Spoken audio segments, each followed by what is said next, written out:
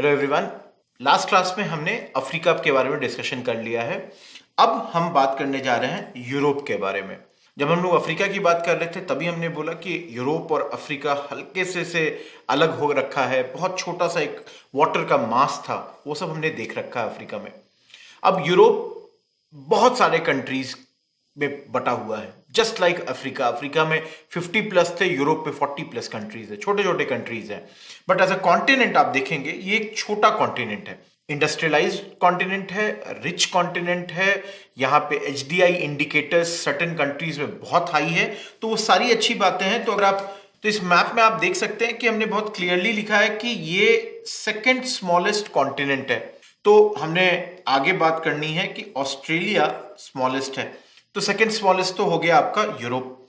अब यूरोप में आप देखिए ये रशिया आपको दिख रहा है, लेकिन बेसिकली क्या है कि Russia both Asia as well as Europe में रहता है। कुछ पार्ट उसका, ये वाला जो पार्ट है जिसको ग्रीन से हम देख रहे हैं, वो रशिया का पार्ट यूरोप में आ जाता है। बाकी जो इसका ईस्टर्न वाला हिस्सा है वो चला जाता है आपका एशिया में। तो बेसिकली क्या है, यहाँ पे यूरल माउंटेन्स जो यहाँ पे ये नेचुरली इनका बाउंड्री बना देते हैं, नेचुरल फ्रंटियर बना रहे हैं किसके साथ, एशिया और यूरोप का। अब बाकी अगर सराउंडिंग एरियाज को देखिएगा यूरोप के, तो आप देखते हैं कि अटलांटिक ओशियन है, यहाँ हमने बात कर रखी है, ये मेडिटेरेनियन सी है, ब्लैक सी है, कैस्पियन सी है, कॉकेकस माउंटेन्स आप देखेंगे, यूरेशिया। यूरेशिया ये टर्म यूरोप और एशिया, चूंकि ये लैंडमास जुड़ा हुआ है तो इसको यूरेशिया भी कहते हैं। तो चलिए इसके पॉलिटिकल मैप की चर्चा कर लेते हैं। सबसे पहले देखिए यहाँ पे एक चीज बता देता हूं, ये जो शुरुआत के ये 5 कंट्रीज में डिस्कस करने जा रहा हूं, Sweden, Finland, Norway, Denmark, Iceland, इन पांचों को मिलाकर स्कैंडिनेवियन कंट्रीज भी कहते हैं। ये पांचों आपके स्कैंडिनेवियन कंट्रीज हैं। मैप पे आप देखिए, यहां पर आपका नॉर्थ में एकदम ऊपर आइसलैंड है और इसकी कैपिटल है रेकजेविक। इंपॉर्टेंट चीज ये है कि वर्ल्ड का ये मोस्ट नदरली कैपिटल है, मतलब इससे ऊपर वर्ल्ड में कोई भी कैपिटल नहीं है। अपने आप में ये बहुत इंपॉर्टेंट सी पोर्ट है, शिप बिल्डिंग का सेंटर है, टेक्सटाइल्स का सेंटर है, फिश प्रोसेसिंग का भी सेंटर है। तो ये आपको याद रखना, आइसलैंड और इसकी कैपिटल ये नदर्न मोस्ट आपका हो गया। दूसरा आप देखिए यहां पर डेनमार्क, कैपिटल कोपेनहेगन। जब हम लोग बात कर रहे थे नॉर्थ अमेरिका की, तब हमने चर्चा किया था ग्रीनलैंड का। ग्रीनलैंड डेनमार्क का हिस्सा है, इसको यहां याद रखना। इस मैप में ये दिख नहीं रहा है, लेकिन इंपॉर्टेंट चीज जो है कि डेनमार्क में ग्रीनलैंड भी आता है। ग्रीनलैंड किसी और कंट्री का नहीं बल्कि डेनमार्क का ही हिस्सा है। तो जब हम लोग ग्रीनलैंड की चर्चा कर रहे हैं तो याद रखना है कि ये वर्ल्ड का लार्जेस्ट आइलैंड है। और एक चीज और, ये देखिए अगर मैप ही देखेंगे तो आइसलैंड, नॉर्वे, स्वीडन, फिनलैंड और डेनमार्क, इन पांचों स्कैंडिनेवियन कंट्रीज में स्मॉलेस्ट कंट्री कोई और नहीं बल्कि डेनमार्क है। अगर ग्रीनलैंड को हटा दीजिए तो ये जो स्मॉलेस्ट कंट्री है वो डेनमार्क हो जाती है। बेसिकली ये देखिए, ये नॉर्थ सी है और ये बाल्टिक सी है, इन दोनों के बीच में डेनमार्क आ जा रहा है। और ये जो डेनमार्क है जिसका कैपिटल कोपेनहेगन है, इसको की टू बाल्टिक भी कहते हैं, क्योंकि क्या होता है, ये ऑलमोस्ट इस एरिया का की जैसा दिखता है। इसके अलावा ये एक्सपोर्ट करता है डेयरी प्रोडक्ट्स और एग प्रोडक्ट्स। ये बहुत इंपॉर्टेंट है। डेनमार्क के बारे में आप याद रख सकते हैं, ये जितनी भी कंट्रीज हैं स्कैंडिनेवियन की, इनका एचडीआई इंडिकेटर्स, ये ह्यूमन डेवलपमेंट इंडिकेटर्स पे बहुत हाई रैंक करते हैं। अगला कंट्री अब देखिए नॉर्वे, कैपिटल आप देख सकते हैं ओस्लो। ओस्लो यहां का लार्जेस्ट पोर्ट है, बिजिएस्ट पोर्ट है, बहुत इंपॉर्टेंट पोर्ट है। इसके अलावा जैसे मैंने एचडीआई की तो बात कर ही दी, इसके अलावा अगर याद रखना है तो नॉर्वे का याद रखिए कि जब वाटर पावर की बात करते हैं, हाइडल पावर की बात करते हैं, तो नॉर्वे से बेहतर कोई नहीं होगा, क्योंकि इनके पास अपने कोल एंड ऑल दीज रिसोर्सेज नहीं है। तो इन्होंने हाइडल पावर का मैक्सिमम जनरेशन किया है and that makes Norway a very very unique country. Next आप इसके ईस्ट में आप देखिए स्वीडन भी है, फिनलैंड भी है। हम पहले फिनलैंड को देख लेते हैं, कैपिटल हेलसिंकी। देखिए अब यहां पर रेकजेविक को तो हमने देख लिया कि ये नदरली है। उसके बाद जो सेकेंड मोस्ट नदरली कैपिटल है वो और कोई नहीं बल्कि हेलसिंकी है। ये भी इंपॉर्टेंट सी पोर्ट है प्रिंटिंग के लिए, टेक्सटाइल्स के लिए, फूड प्रोसेसिंग के लिए, इन तमाम चीजों के लिए हेलसिंकी नोन है। As far as Finland is concerned, Finland को हम लोग कहते हैं land of lakes and forests. बहुत ज्यादा फॉरेस्ट है, बहुत सारे लेक्स हैं, तो फिनलैंड का ये भी एक नाम है। अगला कंट्री स्वीडन। अब इन पांचों जो कंट्रीज की चर्चा कर रहे थे उसमें लार्जेस्ट है, मोस्ट इंडस्ट्रियलाइज्ड। इस पूरे पांचों कंट्री में सबसे ज्यादा इंडस्ट्रियल अगर पावर की बात करें तो वो स्वीडन में है। और ना सिर्फ ये लार्जेस्ट इन पांचों में है, बल्कि अगर ओवरऑल यूरोप की बात करें तो ये फोर्थ लार्जेस्ट कंट्री हो जाता है। आप देख सकते हैं कैपिटल स्वीडन का है स्टॉकहोम। इसे ब्यूटी ऑन द सी, ये है एक और निकनेम स्टॉकहोम का। बहुत इंपॉर्टेंट पोर्ट है, एडमिनिस्ट्रेटिव, फाइनेंशियल, कल्चरल, हर तरीके से ये इस जगह का कैपिटल है। तो ये हुई बात हमारी इन 5 कंट्रीज की।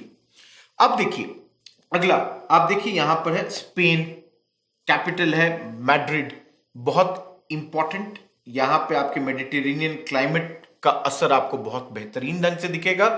बहुत टूरिज्म के लिए जाना जाता है ये जगह, लोग जाते हैं मैड्रिड। अगर जो लोग फुटबॉल फॉलोवर्स होंगे उनको ये सब पता होगा, वो जानते होंगे इन सब जगहों के बारे में। इसके बगल में Portugal, capital Lisbon, wine industry के लिए जाना जाता है, यहां से वाइन का एक्सपोर्ट होता है। Portugal was one of the countries जो हमारे यहाँ आती है आगे। हिस्ट्री में आपने देख रखा है, हमारे यहाँ सबसे पहले जो यूरोपियन आक्रमणकारी थे ये यहीं से आए थे। यहीं पे एक छोटा सा कंट्री है एंडोरा, जो स्पेन और फ्रांस के बीच में है। इस पे ज्यादा कुछ पूछेगा नहीं, छोटा सा कंट्री है, अपने एग्रीकल्चर के लिए जाना जाता है। इंपॉर्टेंट कंट्री फ्रांस, आपको पता है कैपिटल है पेरिस, पेरिस फैशन कैपिटल है, टूरिज्म के लिए जाना जाता है, एफिल टावर है, बहुत ज्यादा इंडस्ट्रियलाइज्ड इकोनॉमी है, बहुत बेहतरीन कंट्री है, बहुत ज्यादा एडवांस्ड है, एचडीआई इंडिकेटर्स में बहुत हाई स्कोर करती है। लिली, लॉरेन, बॉर्डेक्स, ये सब बहुत सारे इसके फेमस टाउन्स हैं। ये बहुत बहुत इंपॉर्टेंट है, ये आपको याद रखना है। इसी के साउथ में आप देखिए इटली, कैपिटल है रोम। इसके अलावा एक और इंपॉर्टेंट टाउन मिलान, वेनिस, ये सब इटली में है। इटली अगेन अपने टूरिज्म इंडस्ट्री के लिए जाना जाता है। बहुत सारे पोर्ट्स हैं यहाँ पर जो बहुत फेमस हैं। यहाँ पे रोम जैसे अपने हिस्टोरिकल मॉन्यूमेंट्स के लिए जाना जाता है, तो आप समझ सकते हैं जब हिस्टोरिकल मॉन्यूमेंट्स के लिए जाना जाएगा तो टूरिज्म का पोटेंशियल बहुत ज्यादा हो जाता है। वहीं मिलान फैशन कैपिटल के तौर पे देखा जाता है, बहुत ज्यादा टेक्सटाइल का काम होता है, खासकर सिल्क, और इसे मैनचेस्टर ऑफ इटली भी कहते हैं, तो वो बहुत इंपॉर्टेंट है। वेनिस, वेनिस अपने क्राफ्ट इंडस्ट्रीज के लिए जाना जाता है। इसके बाद वेटिकन सिटी, टोटली ये इटली के अंतर्गत ही आ जाता है, इनफैक्ट रोम के अंदर में ही सिटी लिमिट्स में आता है। ये क्रिश्चियन कम्युनिटी के लिए बहुत इंपॉर्टेंट प्लेस है, तो ये इंपॉर्टेंट है। अगला कंट्री जर्मनी, बहुत इंपॉर्टेंट, कैपिटल है बर्लिन। पहले डिवाइडेड था ईस्ट जर्मनी और वेस्ट जर्मनी में, बाद में यूनिफिकेशन हो गया और कॉमन कैपिटल इन लोगों का बना बर्लिन। बहुत ज्यादा इंडस्ट्रियलाइज्ड इकोनॉमी है, सेंटर है इलेक्ट्रॉनिक गुड्स के लिए, फर्नीचर के लिए, इन तमाम चीजों के लिए बर्लिन खासकर जाना जाता है। इसके अलावा भी बहुत सारे जगह हैं, जैसे म्यूनिक हो गया, आपका स्टुटगार्ट हो गया, तो इन तमाम जगहों का कोई और नहीं, ये सब यहां पर जर्मनी में है। फ्रैंकफर्ट है, आपने कोलोन का नाम सुना होगा, अपने परफ्यूम्स के लिए जाना जाता है, तो ये सब आपके जर्मनी में है। अगला कंट्री देखिए, जर्मनी के से ही जुड़ा हुआ और फ्रांस से भी जुड़ा हुआ ये कंट्री है स्विट्जरलैंड। अगेन टूरिज्म के लिए विश्वविख्यात, बहुत फेमस और बहुत ज्यादा रिच कंट्री। अगर आप इसमें पर कैपिटा इनकम के हिसाब से देखेंगे तो बहुत हाई है। लैंडलॉक्ड है, कैपिटल है बर्न, और एक और इंपॉर्टेंट टाउन है ज्यूरिक। ज्यूरिक लार्जेस्ट सिटी है और बर्न जाना जाता है अपने इंजीनियरिंग और वॉच मैन्युफैक्चरिंग प्लांट्स के लिए। अगला पोलैंड, आप देखिए जर्मनी से सटा हुआ पोलैंड, कैपिटल वॉर्सो। अगेन देखिए क्या है कि ये तमाम यूरोप के कंट्रीज अपने टूरिज्म के लिए जाने जाते हैं। वन ऑफ द फैक्ट्स ये है कि इनके पास बहुत सारे मॉन्यूमेंट्स हैं, एंड पोलैंड एंड वॉर्सो भी इसका कोई एक्सेप्शन नहीं है।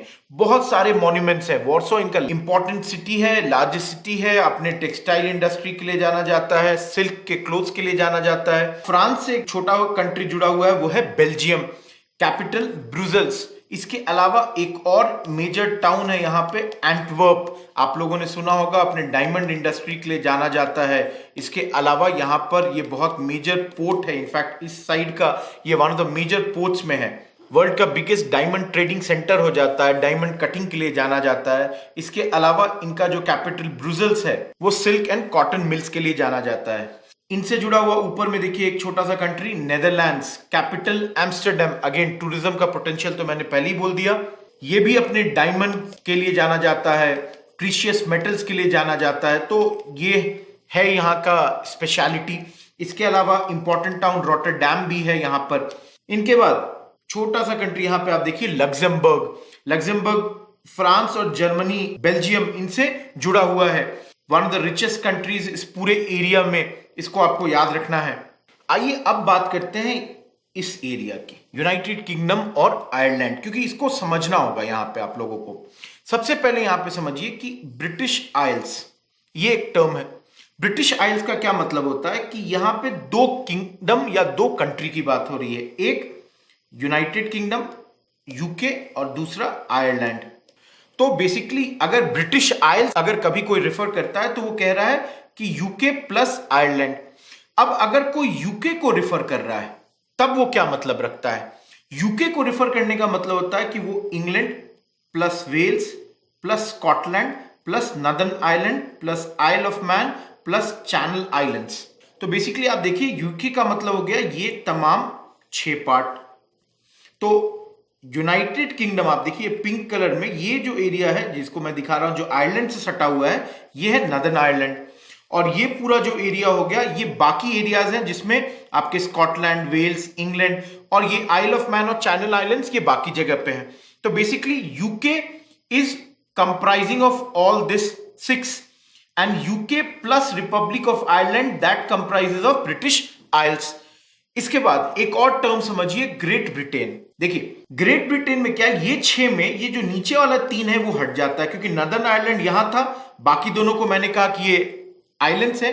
तो इंग्लैंड, वेल्स और स्कॉटलैंड जो ये है एरिया पिंक का, ये हो गया आपका ग्रेट ब्रिटेन। तो ये टर्मिनोलॉजी समझिए, कभी आपको ब्रिटिश आइल्स पूछे या यूके पूछे या ग्रेट ब्रिटेन पूछे या इवन इंग्लैंड पूछे, तो कब क्या हम लोग इस्तेमाल करते हैं उसको आपको समझना होगा। अब कैपिटल आपको पता है लंदन है, इंपॉर्टेंट टाउन्स बर्मिंघम है, इसके अलावा नॉटिंगम है, कोवेंट्री है, तो बहुत सारे इंपॉर्टेंट टाउन्स हैं। जैसे वेल्स का कैपिटल कार्डिफ हो जाता है, इसको आप याद रख सकते हैं। अगेन इंडस्ट्रियलाइज्ड इकोनॉमी है, रिच इकोनॉमी है, आपको पता है इनके हिस्ट्री के बारे में, ये हमारे ऊपर बहुत साल तक रूल करते रहे हैं। तो ये तमाम चीजें, इसको रिपीट नहीं करने वाला, इनको आपको याद रखना है, इंपॉर्टेंट कंट्री है हमारे लिए। चलिए अब देखिए ये 3 कंट्री हम लोग लेते हैं, लिथुआनिया, लाटविया और एस्टोनिया। ये 3 कंट्री आप देखिए यहाँ पे, लिथुआनिया, लाटविया, एस्टोनिया, ये तीनों कंट्री कंबाइनेडली बाल्टिक कंट्रीज के नाम से जानी जाती हैं बिकॉज ऑफ द बाल्टिक सी जो इनके अगल बगल में है। और इनके बारे में याद रखिए ये तीनों रशिया मतलब यूएसएसआर से जब अलग हुए तो रशिया, लिथुआनिया, लाटविया, एस्टोनिया, इस प्रकार से ये 15 पार्ट्स में यूएसएसआर टूटा था। उसमें से 3 ये हैं और ये तीनों यूरोप में जाकर मिले। बहुत बार कंट्रोवर्सी चलती रहती है because they have become far more European, और रशिया इन पे अपना चाहता है कि कोई ना कोई वर्चस्व बनाए रखे और ये इसको रिजेंट करते हैं।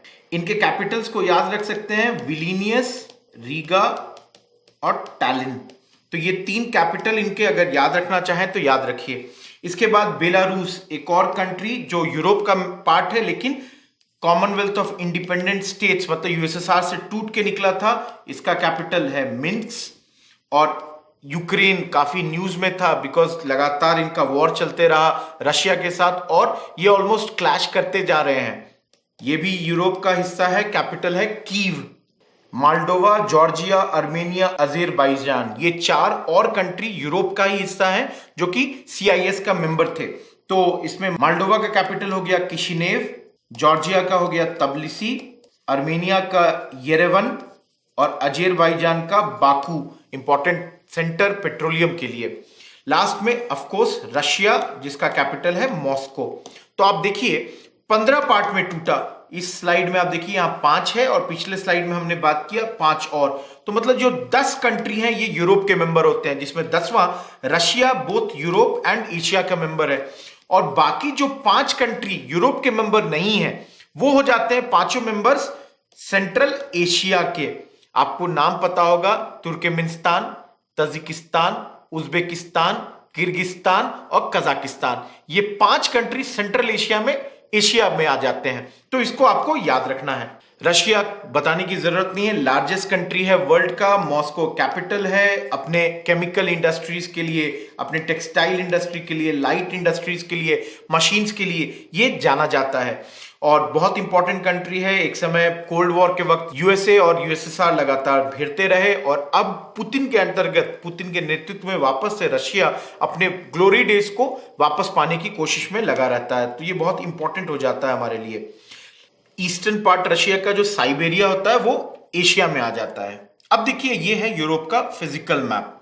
अब फिजिकल मैप में आप देखिए यहां पर सबसे पहले फिनलैंड और इस्टोनिया को सेपरेट क्या कर रहा है, ये है गल्फ ऑफ फिनलैंड, और वहीं पर स्वीडन और फिनलैंड को कौन सा गल्फ कर रहा है सेपरेट, गल्फ ऑफ बोथनिया। तो इन दोनों को आपको याद रखना है। इंपॉर्टेंट यहां देखिए ये है इंग्लिश चैनल, ये सेपरेट किसको कर रहा है, ये सेपरेट कर रहा है ब्रिटेन को और फ्रांस को। कई बार आप सुनते होंगे कि कुछ लोगों ने इंग्लिश चैनल को तैर कर पार कर लिया, बहुत डिस्टेंस नहीं है लेकिन फिर भी पानी का एक छोटा सा आप देख सकते हैं सेपरेशन इन दो महान कंट्रीज के बीच में है।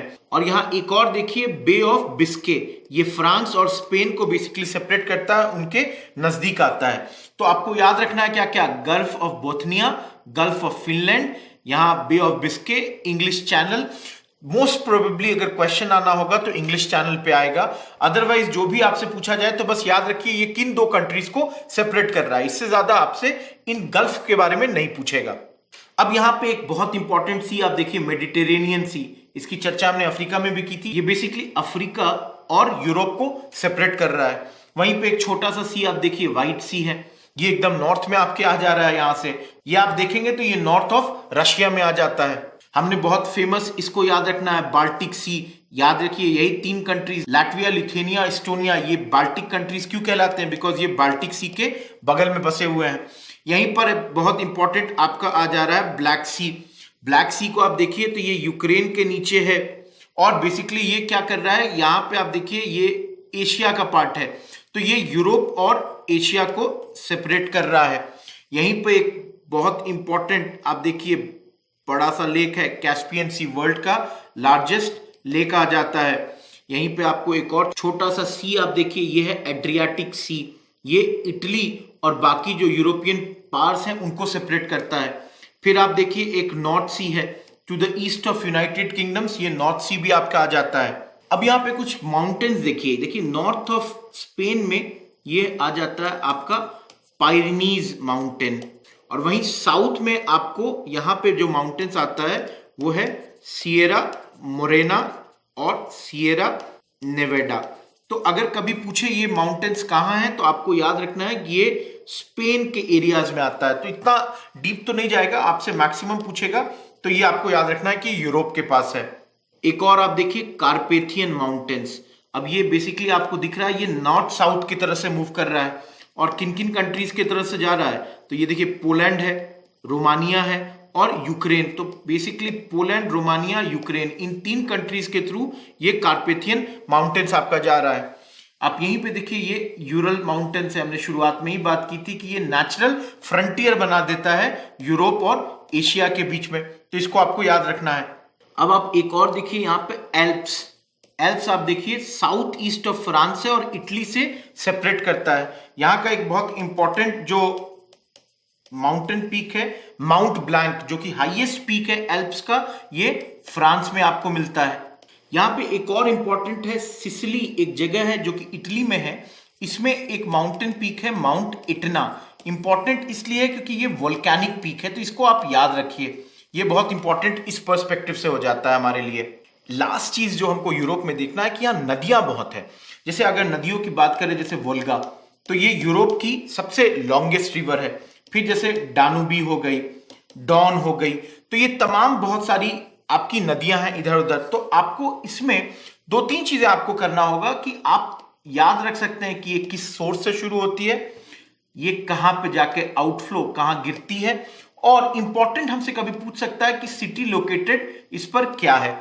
जैसे वोल्गा, अब ये बोल सकता है कि भाई एक रिवर, मान लीजिए एक सिटी है साराटोव, अगर पूछ दे कि साराटोव किस नदी के तट पर बसा हुआ है तो आपको याद रखना होगा वोल्गा। क्योंकि फैक्ट्स बहुत हैं तो मैं इसमें नहीं जा रहा हूं, लेकिन ये थोड़ा आपको याद रखना होगा। जैसे एक रिवर जैसे कैसे करना है हमको, जैसे राइन ले लिया, Rhine one of the most important river है यहाँ का। तो अब ये कहां से शुरू होती है, तो मान लीजिए हमने लिख दिया कि भाई ये एल्प्स माउंटेन से शुरू होती है, और ये कहां जाके आउटफ्लो कहां गिरती है, तो हमने लिख दिया ये नॉर्थ सी में जाके गिरती है। मान लीजिए कोई इंपॉर्टेंट सिटी, तो बॉन हो गया, रॉटरडैम हो गया। इसके अलावा अगर कोई इंपॉर्टेंट फैक्ट, तो ये जो है ये बिजिएस्ट इनलैंड वाटरवे हो जाता है यूरोप का। तो इससे ज्यादा हमको इसमें नहीं जानने की जरूरत होगी राइन में, क्योंकि फैक्ट्स बहुत है, कितना फैक्ट्स याद रखिएगा। तो ये तमाम बातें थी यूरोप से, मोस्टली आपको क्लियर हो गया होगा, इससे ज्यादा की जरूरत हमें नहीं पड़ेगी। दैट्स ऑल इस क्लास के लिए, और आगे का चैप्टर्स हम लोग देखते चलेंगे। That's all, thank you.